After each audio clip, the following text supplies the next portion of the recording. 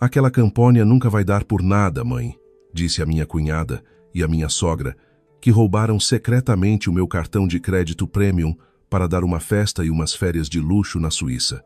Quando descobri, arquitetei imediatamente um plano especial. Mostrei-lhes quem eu realmente era. Deixei-as em pânico. Mas antes de a história começar, por favor, escrevam nos comentários de que zona do mundo estão a acompanhar este conto.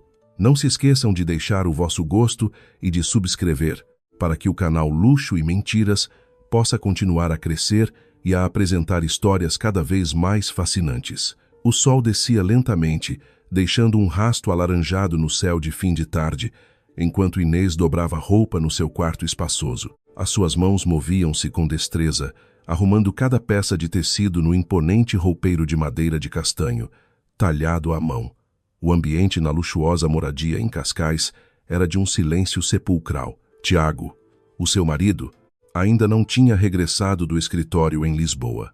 Esta enorme propriedade era o resultado do suor e do trabalho árduo de Inês, que construíra o seu império do zero, começando com as vinhas da sua família no interior do Douro e expandindo para o turismo de luxo. Toda a riqueza, os imóveis e o mobiliário requintado tinham sido adquiridos com o seu dinheiro pessoal. No entanto, infelizmente, a família do marido nunca deu valor a isso. Sempre a consideraram apenas uma salóia de província, uma mulher de roupas simples, conservadoras, que não compreendia o glamour e as exigências do mundo moderno. A humildade de Inês e a sua aparência despretensiosa eram frequentemente confundidas com estupidez, mas Inês escondia propositadamente a sua inteligência. Fingia ser a nora submissa e ingênua, apenas para ver até onde chegaria a ganância da família do marido. Inês guardou a última pilha de roupa no armário e saiu do quarto, com a intenção de ir para a cozinha preparar o jantar. Os seus passos eram suaves, quase inaudíveis sobre o chão de mármore polido. Ao passar pelo longo corredor que ligava a sala de estar ao seu escritório, Inês parou abruptamente. A porta do seu escritório estava entreaberta. Por aquela estreita fresta, ouviu o sussurro de duas pessoas que conhecia perfeitamente. A voz de Dona Helena, a sua sogra, e de Catarina, a sua cunhada. Inês encostou o corpo à parede, susteve a respiração e apurou os ouvidos. O seu coração bateu um pouco mais depressa, não por medo, mas por uma intensa e avassaladora curiosidade. Procura rápido na gaveta da secretária, Catarina. Ela costuma guardar lá a carteira pequena com o cartão Black exclusivo. Aquele cartão não tem limite de plafond. Podemos usá-lo à vontade, sem nos preocuparmos com as faturas no fim do mês, sussurrou Dona Helena num tom apressado e ansioso. Ouviu-se o som da gaveta de madeira a ser puxada bruscamente, seguido do ruído de papéis e pequenos objetos a serem remexidos. Pouco depois, ouviu-se uma risada contida a escapar dos lábios de Catarina. Apanhei-o, mãe. Aqui está ele. Uau! O cartão de prestígio do Banco Internacional. O dinheiro desta camponesa nunca mais acaba, mãe. Ela é tão estúpida e não percebe nada de tecnologia.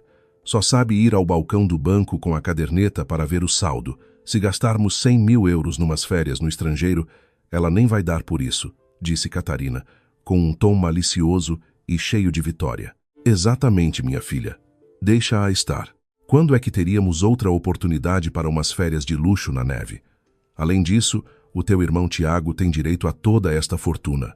A Inês só tem este estatuto por causa do nosso nome de família. Se não fosse o Tiago, como é que uma provinciana como ela viveria num bairro de elite como Cascais? Ela não vai desconfiar. Depois dizemos-lhe que fomos visitar uns parentes distantes a Braga, respondeu Dona Helena, rindo baixinho. Ao ouvir esta conversa mesquinha e nojenta, Inês não invadiu a sala aos gritos. Não se enfureceu, não chorou histericamente como uma mulher de coração partido. Nenhuma lágrima rolou pelo seu rosto. Pelo contrário, os cantos dos lábios de Inês ergueram-se num sorriso gélido e cortante. O seu coração estava tão frio como o gelo. Há muito que suspeitava que este dia chegaria. A ganância da sogra e da cunhada atingira o seu pico. Tinham tido o atrevimento de invadir o seu santuário privado e roubar o seu bem mais crucial. Inês virou costas e caminhou de volta para o seu quarto com uma calma assustadora, sem passos apressados. Entrou no quarto, fechou a porta silenciosamente e trancou-a por dentro. Sentou-se na beira da cama por um momento para regular a respiração. Fechou os olhos, relembrando todos os maus tratos que suportara ao longo dos anos. Como Dona Helena lhe exigia as lides domésticas mais pesadas, tratando-a como uma empregada, apesar de terem pessoal contratado. Como Catarina lhe pedia emprestadas malas de grife e joias caras para nunca mais as devolver.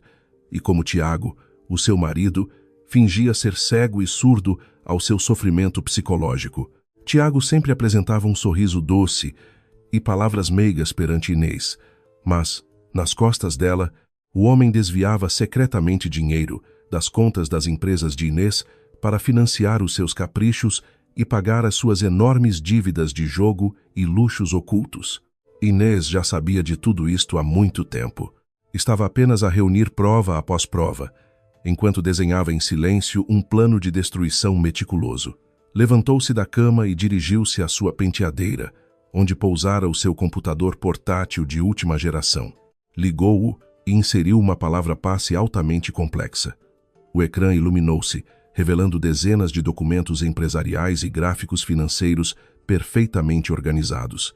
Inês abriu o navegador web e acedeu ao portal do seu sistema bancário privado suíço. As suas mãos dançavam rápida e precisamente sobre o teclado. Entrou nas definições do cartão de crédito Black que Catarina e Dona Helena acabavam de lhe roubar. Inês semicerrou os olhos ao olhar para o ecrã. Viu que o estado do cartão ainda estava ativo, e assim o deixou. Bloquear o cartão naquele momento seria uma atitude precipitada e imatura, que apenas faria com que as inimigas percebessem que tinham sido apanhadas cedo demais. Inês queria que elas voassem o mais alto possível antes de lhes cortar as asas de forma abrupta. Imediatamente, Inês transferiu uma quantia avultada dos seus fundos de investimento para a conta associada àquele cartão. Garantiu que houvesse centenas de milhares de euros apetecíveis como um isco perfeito. Depois, Inês abriu o menu de segurança avançada do banco. Ativou silenciosamente a funcionalidade de autenticação de risco duplo. Configurou o sistema para aprovar as primeiras transações sem exigir verificação. No entanto, programou o algoritmo para bloquear severamente o sistema se ocorressem transações exorbitantes e repetidas num país estrangeiro, a menos que recebessem aprovação manual direta através da aplicação no seu smartphone. Inês sorriu de satisfação ao ver que as configurações estavam prontas. O isco estava lançado e a armadilha estava escancarada à espera das presas. Fechou o portátil com uma sensação de paz absoluta. Imaginou a cara da sogra e da cunhada na manhã seguinte. Iam ser as melhores atrizes do mundo. Inês estava disposta a igualar o nível do jogo. Iria transformar-se na mulher mais ingênua, na esposa mais burra e na camponesa mais ignorante à face da terra. Inês arranjou o cabelo, alisou a roupa e desceu para a cozinha. Iria preparar o jantar mais requintado de sempre, para celebrar a última noite de falsa felicidade da família do seu marido. Esta noite, podiam rir à vontade, mas em breve, esse riso transformar-se-ia em gritos de desespero e humilhação que as assombrariam para o resto da vida. A manhã seguinte, saudou Cascais com um sol radiante que trespassava as cortinas da imensa sala de jantar. Inês já estava de pé desde antes da alvorada. Como sempre, assumiu o seu papel de esposa submissa e nora dedicada. Estava na cozinha a preparar um pequeno almoço faustoso. Havia pão quente acabadinho de cozer, uma tábua de queijos da serra, presunto ibérico, pastéis de nata, ovos mexidos e sumos de laranja naturais. O aroma invadia toda a casa, chamando qualquer um a aproximar-se. Inês preparara propositadamente comida a mais. Até arranjou umas caixas térmicas elegantes com vitela assada para a viagem da sogra e da cunhada. O seu rosto irradiava uma paz serena, sem qualquer sinal de cólera. Organizou as porcelanas caras e os copos de cristal sobre a mesa com extrema minúcia. Não demorou muito até se ouvirem passos a descer a escadaria.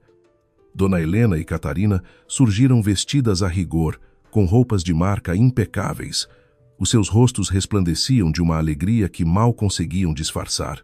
Dona Helena ostentava uma maquilhagem pesada, e Catarina estava ocupada a verificar o seu reflexo no ecrã do telemóvel. Atrás delas vinha Tiago, ainda em pijama de seda. Ele esboçou um largo sorriso ao ver o banquete na mesa. Sentaram-se todos à volta da mesa, iniciando a refeição num ambiente festivo. Uau! Isto está tudo delicioso hoje, Inês. Tu és realmente a melhor quando se trata de assuntos de cozinha, elogiou Dona Helena com um tom condescendente, disfarçado com uma risadinha. Muito obrigada, minha sogra. Fiz questão de preparar bastante hoje, porque ouvi dizer que a senhora e a Catarina vão fazer uma longa viagem. Por favor, sirvam-se à vontade, respondeu Inês com um sorriso genuíno, servindo-as com toda a atenção. Pois é, Inês. A Catarina e eu temos de ir visitar uns primos afastados a Braga. Há um assunto familiar muito importante e urgente para resolver. É uma pena que tu e o Tiago não possam ir. Tem de ficar a tomar conta desta casa enorme. Provavelmente vamos ficar por lá uns bons dias, mentiu Dona Helena com uma expressão perfeitamente credível. Não faz mal nenhum, Dona Helena.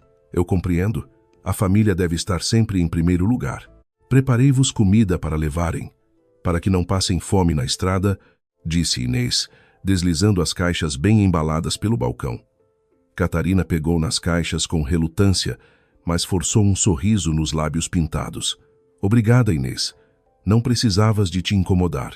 Podíamos perfeitamente comprar comida cara pelo caminho, mas pronto, mais vale levar do que deitar ao lixo. Tiago olhou para a esposa e para a família com um ar de profunda satisfação. Sentia que o seu mundo de mentiras funcionava na perfeição. Após o pequeno almoço, Tiago ajudou a carregar 2 malas de viagem desmesuradamente grandes e rijas, pertencentes à mãe e à irmã, para a entrada da casa. Inês seguiu-os, de braços cruzados no alpendre, reparou na robustez das malas. Estavam prontas a ser enchidas com todo o luxo que o estrangeiro tinha para oferecer. O motorista do carro de transporte executivo já aguardava junto ao portão automático. Nós vamos indo, Inês. Vê se limpas bem a casa. E tu, Tiago, tens de trabalhar arduamente. Nada de preguiça, ordenou Dona Helena com a arrogância de uma rainha a dirigir-se aos seus vassalos. Façam uma boa viagem, Dona Helena, Catarina. Que tudo corra bem até ao vosso destino. Cuidem da vossa saúde, desejou Inês com uma voz suave e um rosto que transbordava de infinita inocência. Tiago abraçou a mãe e beijou o rosto da irmã. Divirtam-se muito. Cuidado na estrada. Liguem-me quando chegarem. As 2 mulheres entraram no carro negro. O vidro fumado subiu lentamente, ocultando os seus rostos traiçoeiros. O motor arrancou e o veículo desapareceu pelo fim da rua ladeada de palmeiras. Inês e Tiago ficaram lado a lado a ver o carro partir. Tiago suspirou profundamente e virou-se para Inês, lançando-lhe aquele sorriso encantador e doce que a enganara durante anos. A minha mãe e a Catarina vão ficar tão felizes por se reunirem com a família. Obrigado, Inês, por lhes teres preparado o pequeno almoço e a marmita. És uma esposa fantástica. Sou um homem de sorte. Acariciou-lhe o cabelo com ternura. Inês olhou fixamente nos olhos de Tiago. Viu a colossal mentira que habitava por trás daquele olhar. Ela sabia perfeitamente que Tiago tinha consciência de que a mãe e a irmã não iam para Braga, mas sim apanhar um voo para a Suíça, prontas a torrar o dinheiro do seu trabalho. No entanto, Inês não retribuiu com raiva.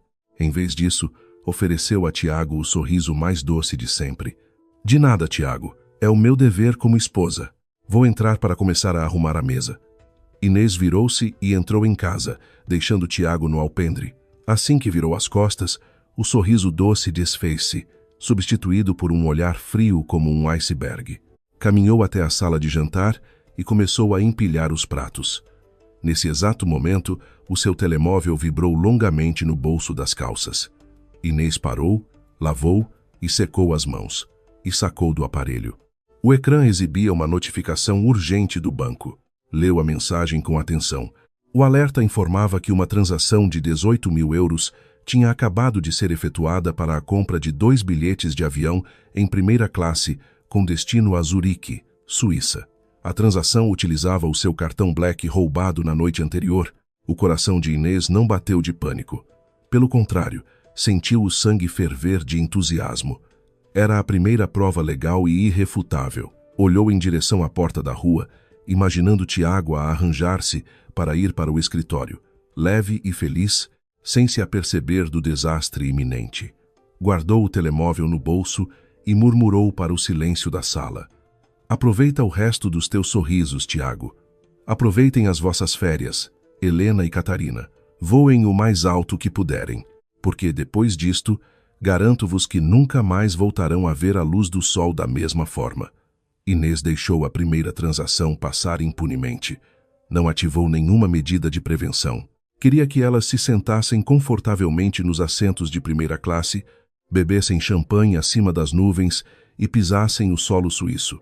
Queria que saboreassem a euforia da falsa riqueza, antes de lhes puxar o tapete debaixo dos pés, sem qualquer aviso prévio. Aquele dia seria dedicado ao trabalho. Inês ia reunir todas as provas das transferências e das auditorias, colando cada peça do puzzle da destruição do marido, da sogra e da cunhada. O verdadeiro jogo tinha acabado de começar, e Inês garantiria ser a única vencedora no final da história. O ar gélido e cortante atingiu o rosto de Dona Helena e Catarina assim que saíram das portas de desembarque do Aeroporto Internacional de Zurique, na Suíça. O vento de inverno parecia penetrar-lhes os ossos, porém isso em nada desvaneceu os sorrisos rasgados das duas portuguesas.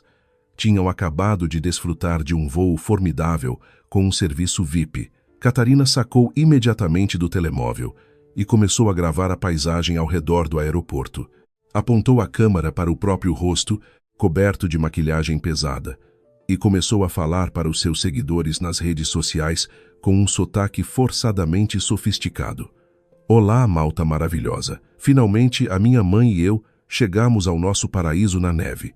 Está um gelo de rachar, mas não faz mal, porque já temos o nosso transfer de luxo à espera, super quentinho. Fiquem atentos aos stories. Vamos ficar no hotel mais exclusivo de St. Moritz e fazer compras nas melhores boutiques de designers do mundo, disse Catarina, piscando o olho para o ecrã. Dona Helena, ao seu lado, acenou orgulhosamente para a câmara. Ambas soltaram risadinhas, como se o mundo inteiro estivesse nas palmas das suas mãos. Uma enorme e imponente carrinha Mercedes de vidros escuros encostou à berma. O motorista de fato impecável saiu rapidamente, abriu-lhes a porta e carregou as pesadas malas para a bagageira. Durante a viagem até aos Alpes, Catarina e Dona Helena não paravam de se maravilhar com os picos nevados e as ruas cobertas de manto branco. Sentiam que tinham finalmente subido à classe dos verdadeiros milionários europeus, deixando para trás a vida vulgar que tinham em Portugal. A chegada ao resort mais opulento de St. Moritz foram recebidas por funcionários que se curvaram em respeito. Catarina caminhou com o queixo erguido e atirou o cartão Black de Inês para a recepcionista para garantir o depósito de segurança. A máquina processou o cartão sem espinhas. A recepcionista entregou-lhes as chaves e encaminhou-as para a suíte presidencial, no último piso. Quando a porta da suíte se abriu, as duas ficaram de boca aberta. O quarto era abismalmente espaçoso, com mobília de luxo, um tapete felpudo e macio, e enormes janelas panorâmicas que ofereciam uma vista de cortar a respiração para as montanhas nevadas e o lago gelado. Vês, mãe? Isto sim, é vida, riu Catarina, atirando-se de costas para a cama gigante e incrivelmente macia. A provinciana da Inês deve estar a esta hora a esfregar o chão de mármore e a preparar a água do banho para o Tiago. Que pena tenho do destino daquela triste, que só serve para ser criada na própria casa. Enquanto isso, nós estamos aqui, no topo do mundo, a esbanjar o dinheiro dela. Eu bem te disse desde o início, para não teres medo. Aquela burra nunca vai saber. Vamos gastar à vontade. Amanhã, quero ir às lojas mais caras da cidade. Preciso de uma carteira da Hermès e de um sobretudo de pele autêntica. As roupas que trouxemos de Lisboa já não estão à altura deste lugar, respondeu Dona Helena, abrindo as cortinas de par em par. No dia seguinte, concretizaram cada palavra do que planearam. Catarina e a mãe passaram das 9 da manhã até a noite a desbravar as boutiques de luxo suíças. Compraram malas de designers italianos, sapatos de assinatura, joias extravagantes e sobretudos de inverno com preços astronômicos. Cada vez que chegavam à caixa registradora, Catarina, com a confiança de uma bilionária, passava o cartão de Inês. A máquina aprovava sempre, deixando-as cada vez mais ébrias daquela riqueza roubada. Mais de 100 mil euros tinham evaporado em menos de 48 horas. Catarina não perdia a oportunidade de exibir cada compra no Instagram e no TikTok, vangloriando-se como se fosse herdeira de um império financeiro. Entretanto, em Cascais, Inês estava sentada no seu escritório, mergulhado num silêncio tenso. O relógio de parede de cuco marcava a meia-noite. A casa estava deserta na zona inferior, pois Tiago já dormia a sono solto no andar de cima. Inês estava sentada à secretária, com os olhos fixos no ecrã do portátil, que não parava de cuspir notificações de transações provenientes da Suíça. Ao seu lado, tinha ligado a impressora a laser. Por cada notificação de despesa, ela imprimia imediatamente o comprovativo. A máquina zumbia suavemente, cuspindo folha após folha com detalhes de locais, horas e o montante obsceno esbanjado pelas duas criminosas. Inês recolhia as folhas e arquivava-as meticulosamente numa pasta grossa de capa preta.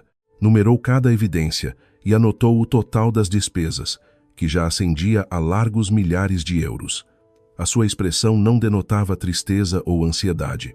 Trabalhava como uma investigadora forense implacável, a compilar um dossiê de acusações indesmentível.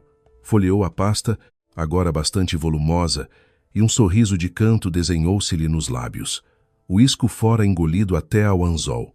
A sogra e a cunhada eram tão vorazes que tinham perdido a noção da realidade. Achavam que o cartão era invisível aos sistemas de auditoria. Inês encostou-se à cadeira ergonômica, imaginando a felicidade delas naquele exato momento na neve. Visualizou Catarina colada ao telemóvel, a exibir-se, e Helena a caminhar com a arrogância de quem carrega um troféu roubado. Ao terceiro dia, chegou finalmente o momento ansiado por Inês. A faturação total no sistema do Banco Suíço tinha atingido o limite mental que Inês estabelecera para elas. Inês pegou no smartphone e abriu a aplicação bancária de alta segurança. Navegou até ao painel de controlo do cartão Black. No centro do ecrã, pulsava um botão vermelho com a inscrição: Alerta de perda, roubo e bloqueio global. Já se divertiram durante 3 dias inteiros, Helena e Catarina. Voaram até as nuvens. Agora é hora de se despenharem na terra e sentirem a gravidade da realidade, murmurou Inês na penumbra do seu escritório. Sem hesitar um milissegundo, o polegar de Inês pressionou o botão vermelho. Surgiu uma caixa de diálogo a pedir a confirmação final. Inês tocou em confirmar. Numa fração de segundo, o Banco Central respondeu. O estado do cartão passou de ativo para congelado globalmente. O relatório de fraude e roubo foi emitido automaticamente para os sistemas de segurança da Interpol e entidades bancárias internacionais. A contagem decrescente para a desgraça de Helena e Catarina tinha oficialmente começado. Inês desligou o telemóvel, arrumou a pasta meticulosamente, apagou a luz e subiu para o quarto para ter a noite de sono mais descansada da sua vida. Uma manhã solarenga e resplandecente, refletida na neve fresca, saudou Catarina e Dona Helena na Suíça. O entusiasmo delas estava no limite. Aquele dia estava reservado para o momento mais desejado da viagem. Iam visitar uma das clínicas de cirurgia plástica e estética mais exclusivas de Zurique, famosa por atender realeza e celebridades de Hollywood. Tinham agendado a consulta logo no primeiro dia, usando o cartão de Inês como garantia.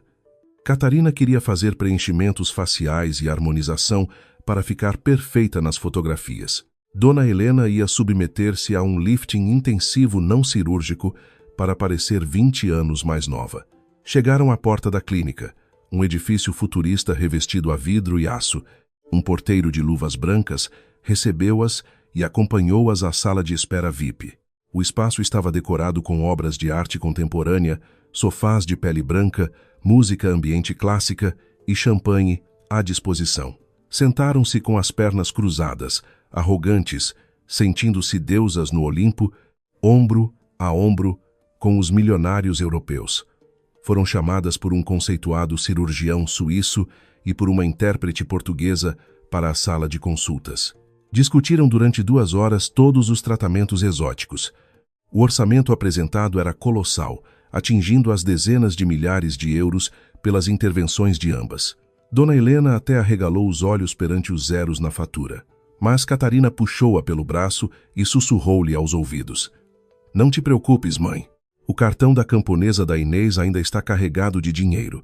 Ela tem aqueles terrenos de turismo e vinhas todos no norte. Que ela pague a nossa beleza. Quando é que poderemos tratar de nós num sítio destes?" Dona Helena assentiu, com um sorriso de aprovação cega. Foram encaminhadas para a imponente recepção principal para efetuarem o pagamento antes dos procedimentos, uma regra inflexível daquela clínica para novos clientes estrangeiros. Caminharam para o balcão com o peito cheio de orgulho. Uma elegante recepcionista suíça acolheu-as e, através da intérprete, indicou o valor a ser liquidado. Catarina abriu a sua novíssima mala Prada, sacou do cartão Black de Inês e atirou-o descuidadamente para o balcão de vidro. "Passe este. Desconte tudo de uma vez. Não se preocupe com limites", disse Catarina, com um ar altivo e desdenhoso, pedindo à intérprete que traduzisse a sua soberba. A recepcionista pegou no cartão com as duas mãos, em sinal de respeito, e inseriu-o no terminal TPA. Digitou o valor extravagante e aguardou. O terminal começou a emitir bipes lentos, comunicando com os servidores internacionais. Catarina e a mãe olhavam para os próprios reflexos num espelho da recepção, ajeitando os cabelos de cabeleireiro caro. De repente, a máquina emitiu um alarme contínuo e estridente. O ecrã LCD piscou a vermelho vivo, exibindo a mensagem em letras garrafais: "Cartão roubado. Reter imediatamente." A recepcionista suíça deu um salto, visivelmente chocada, e a sua postura profissional transformou-se em tensão aguda.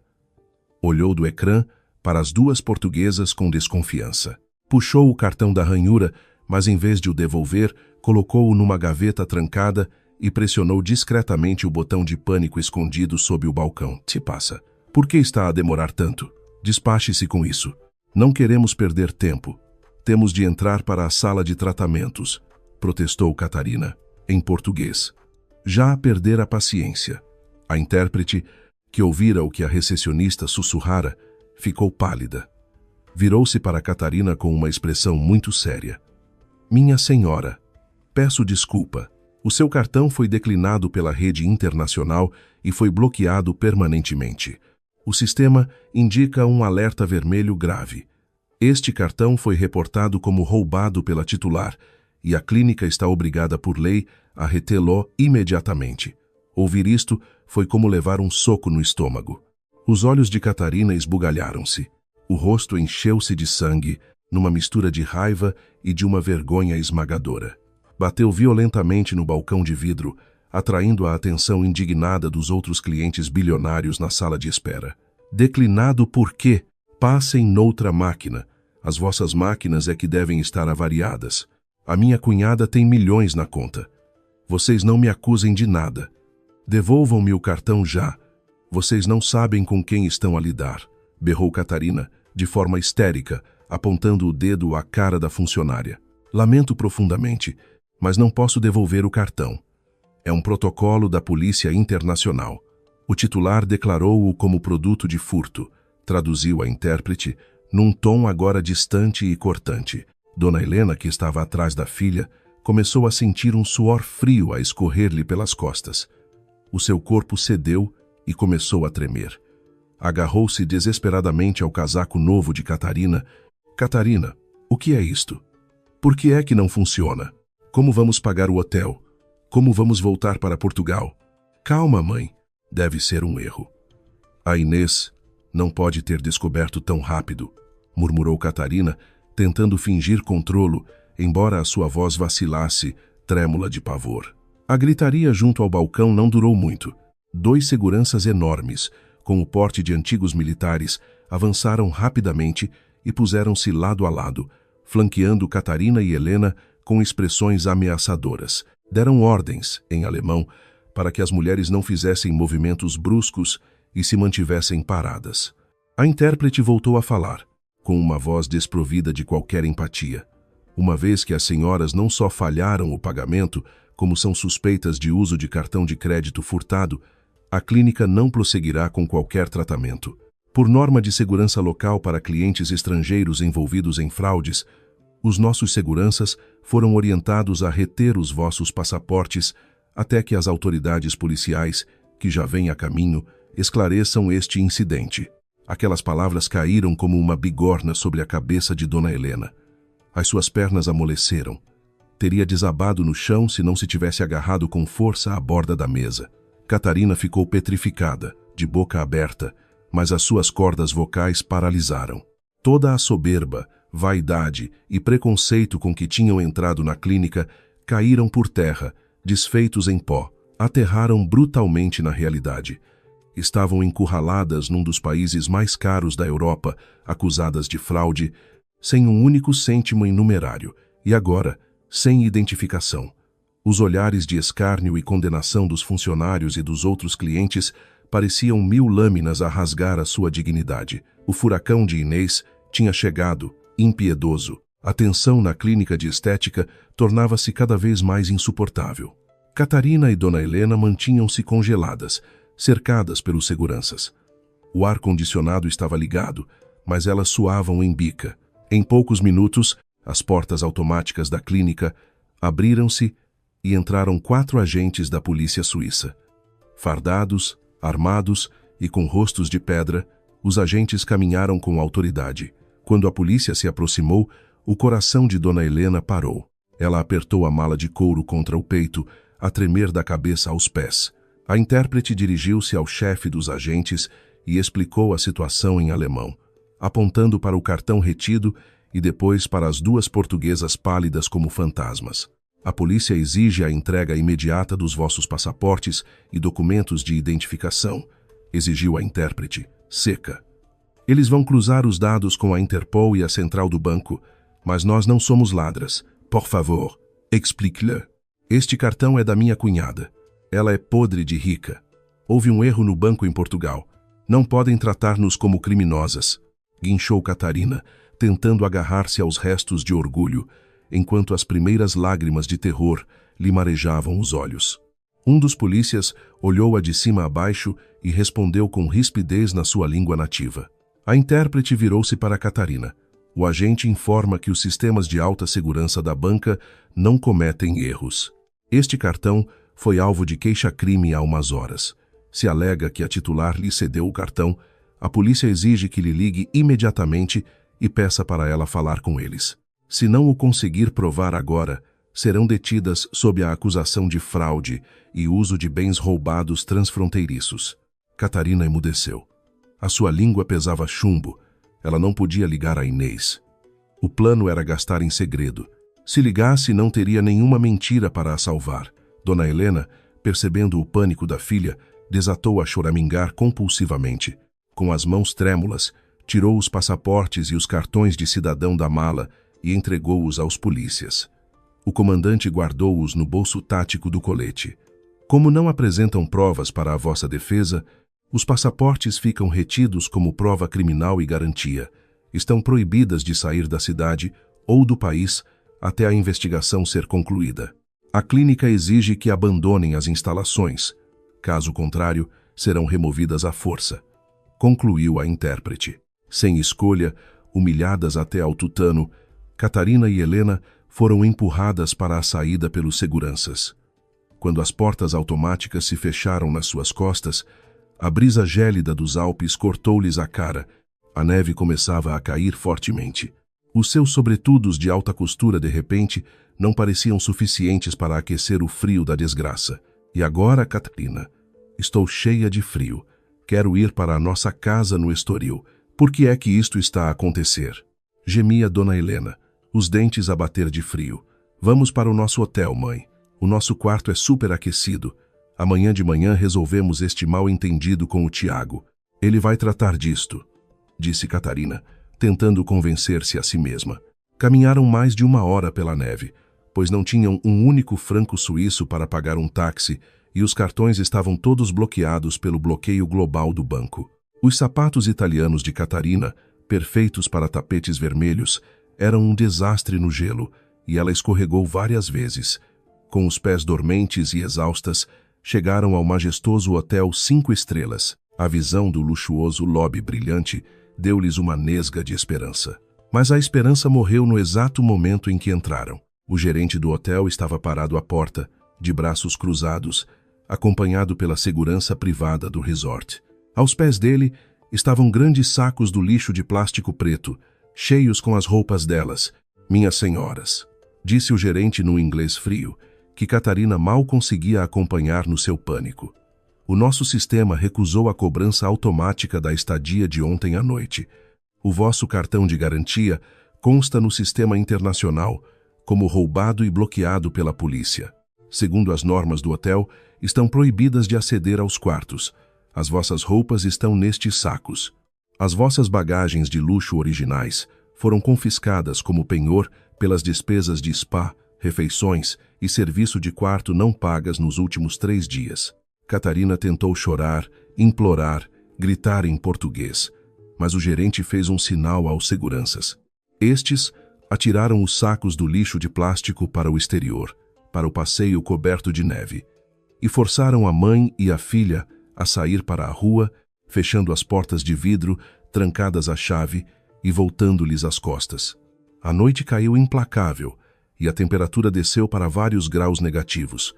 As ruas de St. Moritz esvaziaram-se.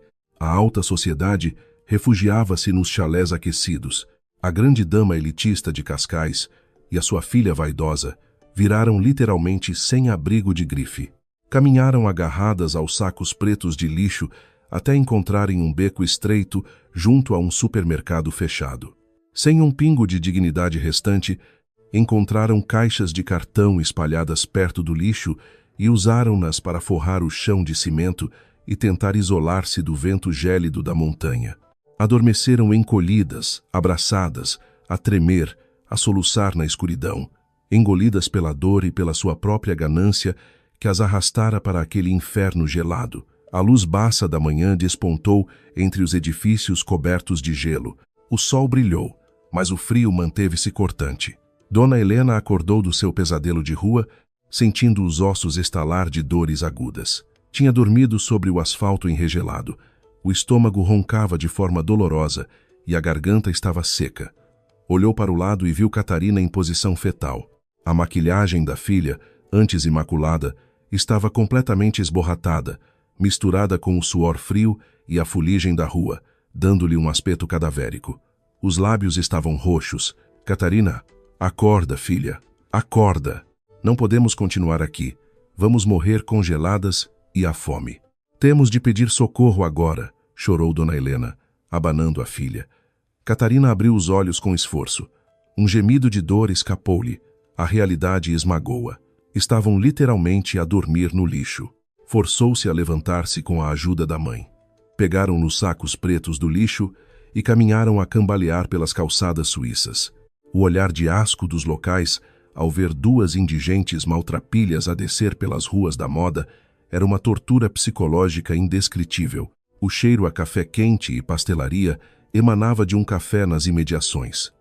Aquele odor fê-las quase desmaiar de fome. Pararam à porta do estabelecimento. Catarina reparou num autocolante na montra. Wi-Fi gratuito. O telemóvel de Catarina tinha 10% de bateria. Era a sua única salvação. Se conseguisse apanhar o sinal, ligaria para casa. Entraram a medo. O calor abraçou-lhes o corpo enregelado. O empregado olhou-as com repugnância, mas não as expulsou de imediato.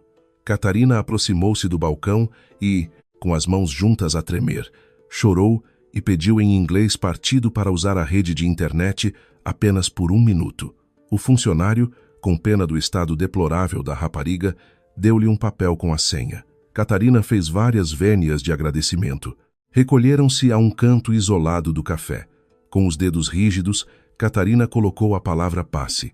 Assim que a rede conectou, choveram notificações, mas ela ignorou-as. Abriu imediatamente a aplicação de chamadas de voz do WhatsApp e procurou o contacto de Inês.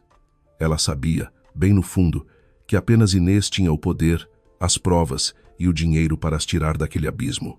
Já não se importava com mentiras. O orgulho fora pulverizado pela perspectiva de morrer de hipotermia na rua, Pressionou ligar e aguardou, com o coração a bater contra as costelas. Em Cascais, na mesma hora, o ambiente na luxuosa moradia de Inês era de uma paz celestial. Inês tinha terminado o seu sumptuoso pequeno almoço. Tiago já tinha saído para a empresa em Lisboa. Inês estava sentada no sofá italiano da sala, a bebericar uma chávena de chá. Príncipe biológico, enquanto analisava relatórios financeiros no seu portátil. Vestia roupas confortáveis de caxemira que exalavam uma elegância sem esforço. A sua pele brilhava de frescura. De repente, o telemóvel sobre a mesa de centro de mármore vibrou estridentemente. Inês olhou e viu a fotografia e o nome de Catarina a piscar. Um sorriso lento, letal e frio como o aço formou-se nos seus lábios. Ela não atendeu à primeira. Deixou tocar. Deixou-as cozer no pânico e no desespero, nos longínquos Alpes suíços. Ao quinto toque, Inês poisou tranquilamente a sua chávena de chá e deslizou o dedo para o verde. "Estou? Quem fala?" perguntou Inês, com a voz propositadamente distante, como se estivesse distraída com algo irrelevante. Assim que a chamada atendeu, um choro histérico irrompeu pelo altifalante. As vozes de Catarina e Dona Helena sobrepunham-se em uivos de terror. "Inês, Inês, sou eu, a Catarina. Ajuda-nos, Inês, por amor de Deus. Liga para o teu banco. O teu cartão Black foi bloqueado. Diz-lhes que não fomos nós que roubamos. Eles retiveram os nossos passaportes, expulsaram-nos do hotel. Dormimos na rua, Inês, na rua em cima da neve. Quase morremos de frio. Salva-nos!" berrava Catarina, a voz rouca pelos soluços. No fundo da chamada, Dona Helena lamuriava-se alto. "Inês, minha nora adorada, salva a tua sogra. Eu já não aguento, os meus ossos doem. Está tanto frio. Ajuda-nos a resolver o problema com a polícia e transfere dinheiro, por favor. Nós juramos que voltamos logo a Portugal e nunca mais fazemos nada. Inês, não fique calada, por favor." Inês escutou as súplicas miseráveis com um semblante de pedra. Não sentia uma onça de pena. O seu coração estava blindado contra aquele teatro nojento.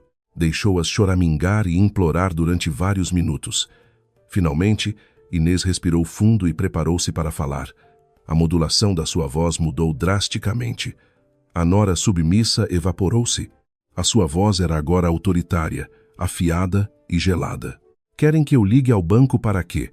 Para financiar umas férias de luxo na Suíça com o dinheiro que me roubaram das costas? Vocês acham que eu sou uma camponesa burra, que não sabe ler notificações de aplicações no telemóvel? Acham que eu não percebo de tecnologia e que só sei usar a caderneta ao balcão?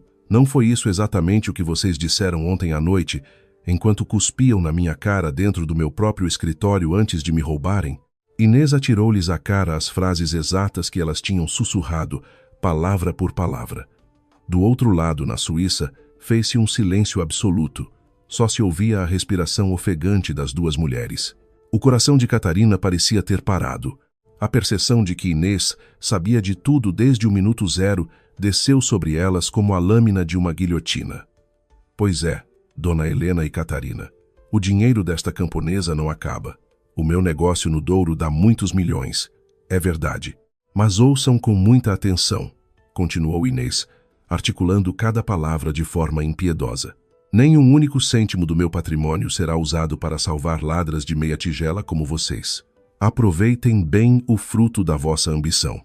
Não queriam umas férias luxuosas na neve? Então, divirtam-se. Fiquem na neve até os vossos ossos congelarem, e nunca mais tenham o atrevimento de me ligar na vossa miserável vida. Inês, espera, não desligues. Perdoa-nos, Inês, estávamos cegas. Nós prometemos pagar tudo de volta." "Inês, por favor", gritava Catarina, a voz rasgada num desespero visceral. Inês não sentiu compaixão. Carregou no botão vermelho, cortando a chamada abruptamente. Imediatamente a seguir, bloqueou definitivamente os números de Catarina e de Dona Helena, não só no telefone, como em todas as redes sociais e contactos associados. Pousou o telefone na mesa de mármore e pegou de novo na sua chávena de chá, saboreando-o com os olhos fechados. O sabor da vitória absoluta era doce. O teatro tinha caído, e a senhora e dona daquele império tinha, por fim, assumido o seu trono de ferro. Em Lisboa, O sol ardia sobre a Avenida da Liberdade, engarrafada num mar de carros. No interior de um luxuoso edifício de escritórios, Tiago estava reclinado na sua cadeira de diretor. Brincava com uma caneta de aparo, com a cabeça muito longe do trabalho. Hoje, planeava sair mais cedo e ir derreter o dinheiro que tinha desviado fraudulentamente na noite anterior da empresa da mulher, num clube privado que ele frequentava. Durante anos, Tiago desfrutara de uma vida principesca em Cascais e Lisboa. Acreditava piamente que era um gênio capaz de enganar a mulher ingênua e parola. Na cabeça dele, Inês era uma máquina de fazer dinheiro, inculta e que nunca teria coragem para lhe fazer frente. Sorriu para si próprio, imaginando a mãe e a irmã a encherem-se de bens materiais nos Alpes suíços. O seu devaneio foi destroçado quando o telefone fixo do escritório tocou insistentemente. Atendeu com preguiça, pensando ser um cliente. Mas a voz do outro lado era oficial e seca. Era da polícia judiciária, em contato direto com o consulado na Suíça. O inspetor informou-o de que a sua mãe e a sua irmã tinham sido detidas num processo crime por fraude internacional, posse de cartão furtado e tentativa de burla a uma clínica na Suíça. Informou que o cartão pertencia à sua mulher, que ela própria já tinha apresentado queixa-crime na polícia em Portugal, exigindo que ele fosse notificado do inquérito. Tiago ficou paralisado. O auscultador escorregou-lhe dos dedos úmidos. A sua cara passou de um bronzeado saudável a um pálido doentio, rapidamente transformado em escarlate devido a uma fúria selvagem. Desligou o telefone, atirou as chaves do seu Mercedes desportivo para o bolso e saiu disparado do escritório, deixando os colegas a olhar, atônitos. A viagem entre Lisboa e Cascais pela Marginal foi feita em excesso de velocidade, aos zigue-zagues pelo trânsito. A mente de Tiago era um vulcão de ódio contra Inês. Achava inconcebível que aquela mulher se atrevesse a tomar uma ação daquelas contra a sua família. Jurou a si mesmo que lhe ia dar uma lição inesquecível. Quando o Mercedes derrapou na entrada da sua luxuosa vivenda em Cascais, Tiago bateu violentamente com a porta do carro, subiu as escadas aos saltos e escancarou a pesada porta de madeira maciça.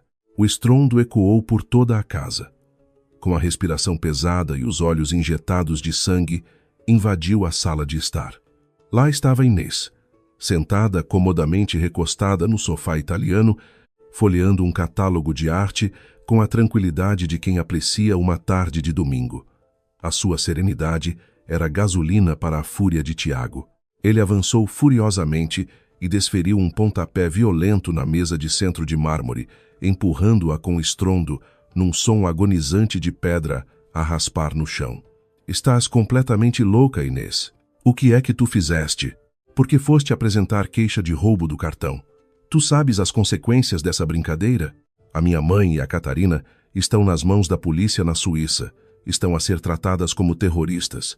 Retira a queixa agora mesmo, liga para a polícia e limpa o nome delas, berrou Tiago, com as veias do pescoço a saltar de raiva. Inês fechou o catálogo com uma lentidão deliberada. Cruzou as pernas, exibindo a sua postura aristocrática, e olhou o marido de cima a baixo com um desprezo profundo e polar. Não havia qualquer resquício de medo. Era um olhar que Tiago nunca antes lhe conhecera. Mas elas são, de facto, criminosas, Tiago. Elas invadiram o meu espaço, abriram as minhas gavetas e roubaram-me para irem gastar milhares de euros em futilidades. Não é a obrigação de qualquer cidadão idôneo ir à polícia judiciária denunciar um roubo, respondeu Inês, numa voz baixa, mas letal. É a minha mãe e a minha irmã. A família do teu marido. O teu dinheiro é o meu dinheiro. Não tens o direito de ser uma avarenta com a minha família. Como te atreves a tratá-las como pedintes? Foste longe demais, Inês. Ou retiras a queixa neste segundo, ou eu peço o divórcio amanhã de manhã. E prometo-te, vou arrastar-te para os tribunais e tirar-te metade do teu patrimônio e dos teus negócios. Vais ficar na miséria, ameaçou Tiago, jogando o seu trunfo final, crente que a simples menção de divórcio faria a provinciana atirar-se aos seus pés a chorar. Em vez de lágrimas, Inês riu. Uma gargalhada melodiosa, mas repleta de desdém. Inês esticou o braço, abriu a gaveta de um móvel lateral e sacou de uma grossa pasta preta de couro, atirando-a com força. A pasta bateu no peito de Tiago e caiu ao chão, espalhando dezenas de documentos carimbados e autenticados com selo notarial. Tiago olhou para o tapete persa. Os seus olhos fixaram-se num documento com o timbre do notariado de Lisboa e a sua própria assinatura no fundo. Lê isso com muita atenção, Tiago. Isso é o nosso acordo pré-nupcial, com o regime de separação total de bens. Quando nos íamos casar, eu disse-te que isso era apenas uma exigência burocrática dos meus consultores fiscais lá do norte, e tu, na tua arrogância e pressa para viver no luxo, assinaste sem sequer ler uma única linha. Todos os imóveis, a empresa de turismo, os terrenos no Douro e as contas bancárias são 100% meus, em meu nome e da minha holding. Não tens direito a um único cêntimo furado do meu patrimônio, mesmo que peçamos o divórcio 10.000 vezes, sentenciou Inês, afundando-se confortavelmente no sofá. O rosto de Tiago perdeu toda a cor. Parecia um cadáver. Apanhou os papéis com mãos trêmulas e leu as cláusulas. Começou a transpirar abundantemente. Inês dizia a verdade. O luxo que ele ostentava no Príncipe Real aos seus amigos era apenas fumo. Pertencia à mulher que ele maltratara. Não fiques por aí, Tiago. Continua a ver o resto dos documentos, prosseguiu Inês, levantando a voz ameaçadoramente. Aí tens os relatórios da auditoria, as cópias de transferências ilícitas, faturas falsas e e-mails recuperados. Tu andaste a desviar fundos da minha empresa para pagar os teus vícios de casino clandestino e a tua vida dupla. Eu já entreguei a cópia forense desta pasta aos meus advogados. É burla qualificada, desvio de fundos e abuso de confiança. Tiago recuou um passo, com a respiração suspensa, enquanto vasculhava as cópias dos extratos bancários. O seu mundo de fantasia ruiu num instante. O predador alfa que rugia há 1 minuto transformara-se num rato apavorado encurralado numa armadilha. A mulher que ele julgava ser uma salóia e tapada era, na verdade, um gênio dos negócios, letal e implacável. Inês tecera esta teia com paciência divina, esperando o erro fatal para os destruir a todos de uma assentada. Agora a escolha é tua, Tiago. Assinas o divórcio e sais da minha casa neste exato momento, apenas com as roupas que tens no corpo e as chaves do carro na mesa.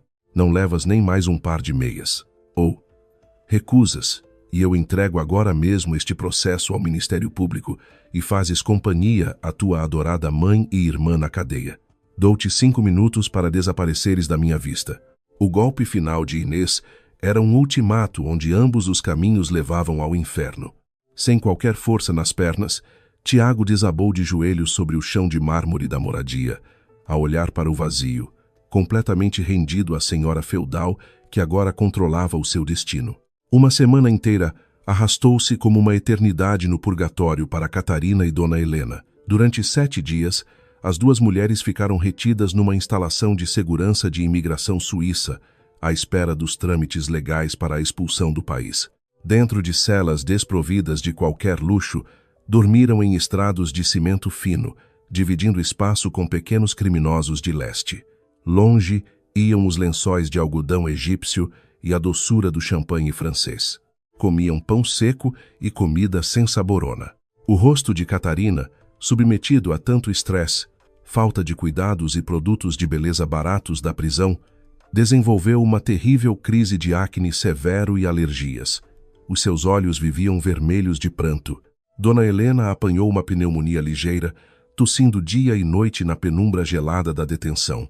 As autoridades suíças cruzaram os dados e colocaram-nas na lista negra de segurança europeia, banindo-as para sempre de pisar em solo suíço ou efetuarem transações no país.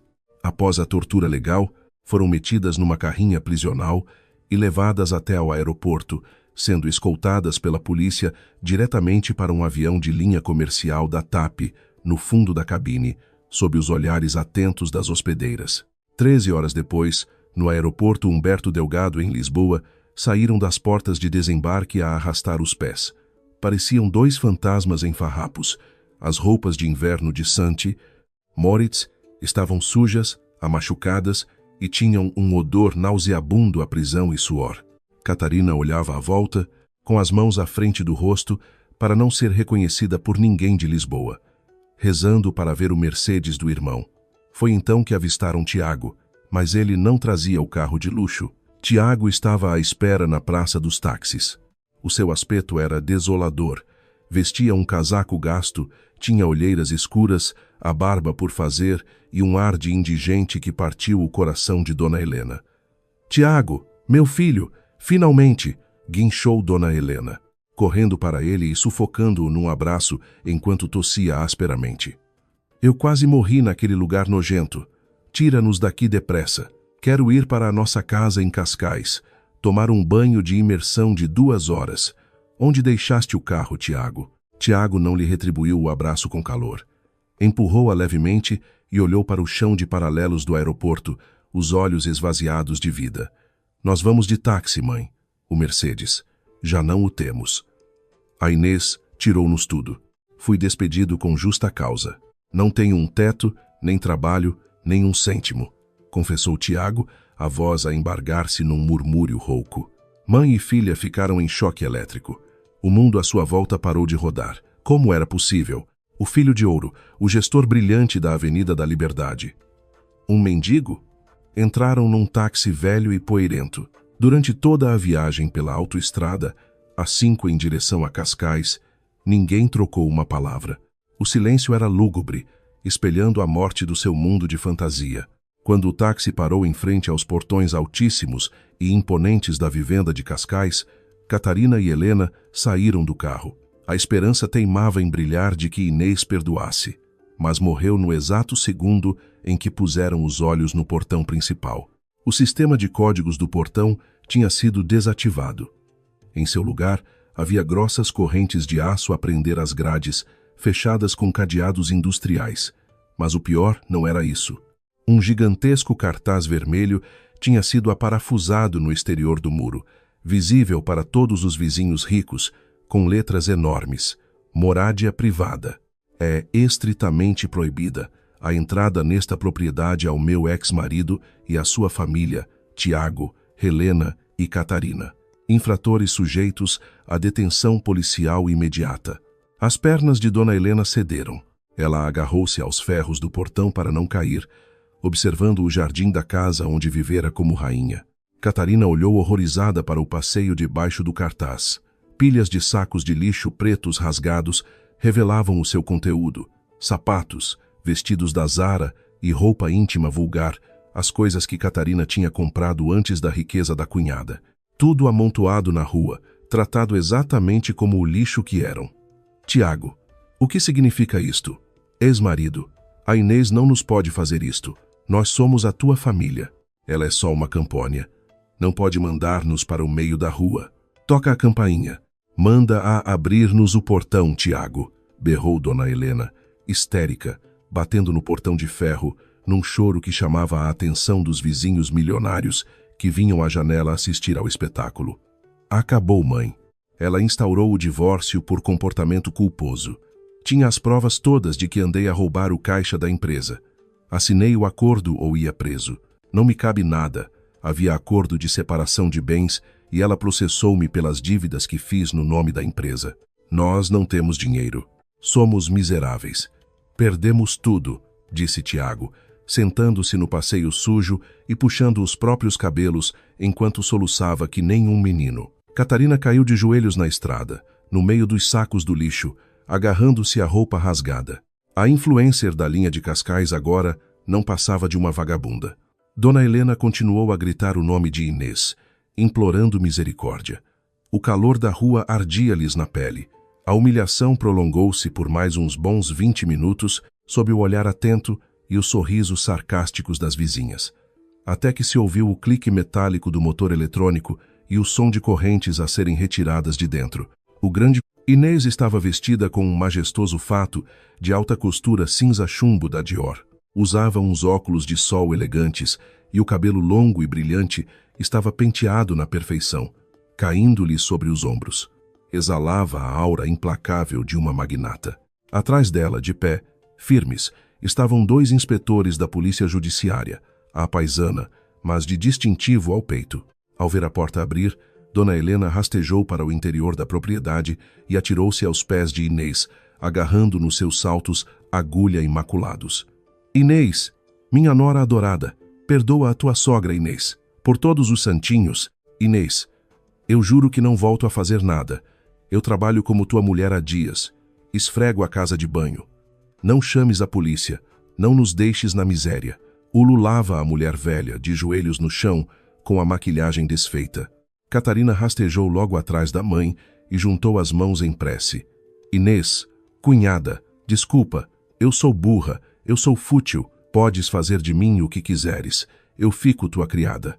Mas retira a queixa-crime, não me mandes para a prisão.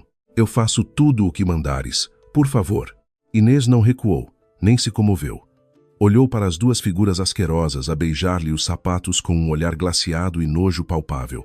O vosso tempo esgotou-se, Dona Helena e Catarina. Acham que as lágrimas vão apagar crimes graves? Quando planearam esvaziar-me as contas no meu próprio escritório, a chamar-me parola e estúpida, não tiveram pena. Nunca lhes passou pela cabeça que o meu escritório tem um sistema de videovigilância oculto? O Ministério Público Português recebeu ontem os vídeos com áudio, o relatório do Banco Suíço e os relatórios de burla do vosso querido filho. O vosso teatro não funciona num tribunal, afirmou Inês, numa voz forte e irrevogável que ressoou por toda a rua. Tiago arregalou os olhos. A Câmara de Vigilância. Eram mais amadores do que alguma vez imaginaram. Tinham jogado xadrez contra um grande mestre e foram engolidos inteiros. Senhores inspetores, a palavra é vossa.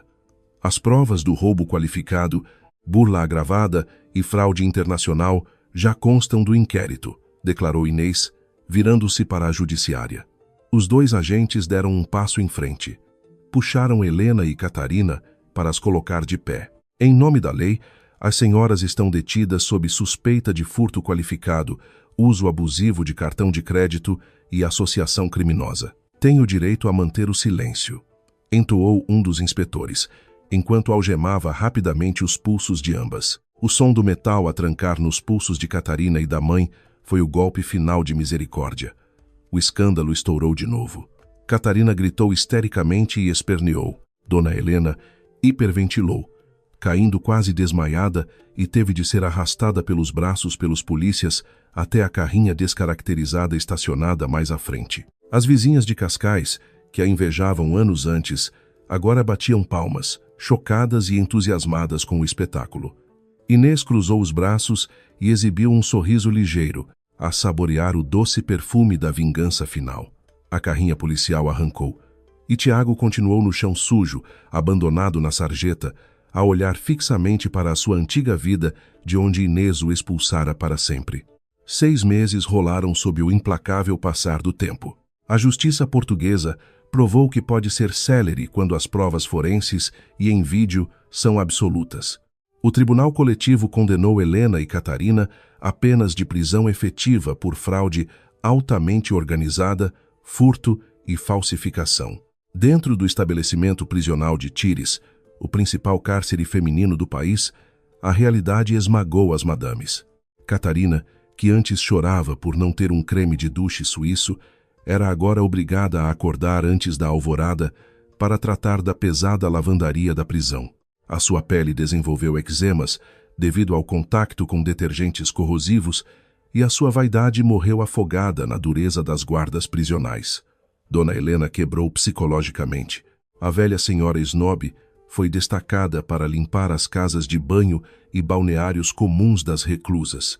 As dores crônicas nas articulações eram insuportáveis, mas não havia misericórdia por parte das companheiras de cela, que odiavam a sua arrogância. Sentava-se todas as tardes de frente para as grades da prisão, recordando amargamente que trocou a segurança da velhice por malas extravagantes e casacos de pele. Cá fora, o karma de Tiago fê-lo pagar a fatura dos pecados com juros. Devendo a agiotas ligados a casinos ilegais, Tiago vivia na clandestinidade num quarto bolorento num bairro problemático dos arredores de Sintra. Para evitar ser espancado até a morte pelos cobradores, trabalhava 13 horas por dia nas obras da construção civil, carregando cimento às costas de sol a sol, sendo pago em notas amarfanhadas sem conseguir sequer comprar um analgésico. A sua vida era de puro e denso horror e de luto por ter perdido o tesouro da sua vida. Enquanto isso, na imponente e elegante zona do Parque das Nações, em Lisboa, ocorria algo muito distinto num arranha-céus de cristal e aço. A imensa sala de reuniões executiva, revestida a madeira de nogueira escura, fervilhava de sucesso, intelecto e ambição. À cabeceira da mesa de diretoria estava Inês, vestida com um conjunto requintado e minimalista. Irradiava carisma, poder e autoridade inabalável. Já não tinha de usar a máscara da mulher caseira e ingênua. Agora, a sua verdadeira face, a de uma CEO formidável e astuta, dominava a indústria hoteleira nacional. Tinha acabado de expor, através de complexos slides de análise financeira, a estratégia de expansão da empresa para a compra de 2 novas herdades no Alentejo. E concluímos. Por hoje, meus senhores, disse Inês com uma voz firme e assertiva, fechando a sua pasta. O trimestre apresentou uma subida brutal dos lucros operacionais de 30% em relação às expectativas. Livramo-nos dos ativos tóxicos, cortamos gastos não essenciais e estamos a escalar. Quero a mesma dedicação de todos no próximo ano. O futuro não tem limites. Os membros do Conselho de Administração levantaram-se num estrondoso bater de palmas e expressões de admiração sincera. Inês sorriu, acenou respeitosamente e entregou as pastas ao seu assistente executivo para que este lhe abrisse passagem. Caminhou pelos longos corredores forrados a alcatifa espessa até ao seu escritório principal. Tinha arrancado as sanguessugas tóxicas da sua vida pela raiz e agora prosperava na glória de quem conquista o seu lugar por mérito próprio. Na manhã seguinte, no caótico aeroporto Humberto Delgado, em Lisboa, Inês caminhava tranquilamente com uma mala Louis Vuitton pela ala das partidas internacionais. Usava uma capa escura de luxo e um chapéu fedora clássico. Homens e mulheres paravam e viravam a cara, boquiabertos com a sua presença avassaladora e a elegância pura de alguém de sucesso absoluto. Chegou ao lounge VIP com um sorriso e apresentou o seu bilhete de primeira classe à assistente. Inês estava de partida para uma longa digressão europeia, um merecido descanso, saboreando a sua vitória impoluta, livre do marido que a sugava e da sua família patética. Enquanto atravessava a ponte de acesso ao enorme avião, parou para olhar pelas janelas do aeroporto para a cidade iluminada. A falsa Salóia era agora dona absoluta da sua riqueza e destino. A vingança, definitivamente, era um prato que devia ser servido e saboreado frio.